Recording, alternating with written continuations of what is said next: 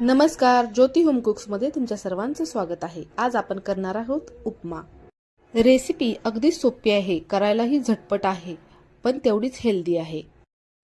सकाळच्या गडबडीमध्ये काहीतरी झटपट, अगदी पोट भरीव आणि हेल्दी असा नाश्ता हवा असेल तर उपम्यासारखा दुसरा पदार्थ नाही।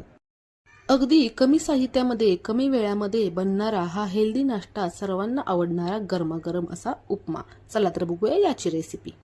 कढईमध्ये 2 चमचे तेल घ्या, त्याच्यामध्ये जिरे आणि मोहरी ही 1-1 चमचा ऍड करा। जिरे आणि मोहरी छान तडतडली की मग त्याच्यामध्ये 4-5 कढीपत्त्याची पाने ऍड करा। इथे मी एक मीडियम आकाराचा कांदा बारीक चिरून घेतलेला आहे, तो छान गुलाबी रंग होईपर्यंत परतून घ्यायचा।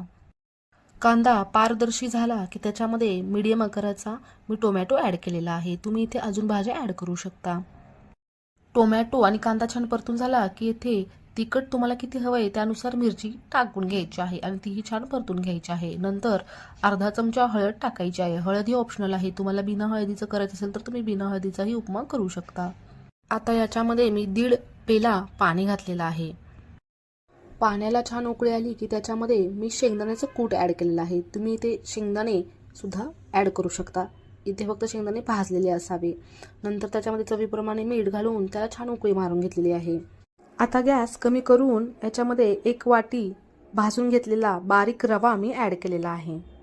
भाजलेला रवा पाण्यामध्ये ऍड करताना हा थोड्या क्वांटिटीमध्ये ऍड करायचा आहे, सतत हलवत राहायचं आहे, नाहीतर गुठळ्या बनतील। 1 वाटी रव्याने 1.5 वाटी पाणी हे छान ऑब्झर्व केलेलं आहे। आता त्याच्यावरती थोडीशी कोथिंबीर टाकून त्याला छान वाफ येण्यासाठी 2-3 मिनिटं झाकून ठेवू। आपला हा चटपटीत, हेल्दी, टेस्टी असा उपमा रेडी आहे। अशाच रेसिपीसाठी आपल्या चॅनेलला सबस्क्राईब करा, लाईक करायला विसरू नका। भेटूया पुढच्या रेसिपीमध्ये। थँक्यू।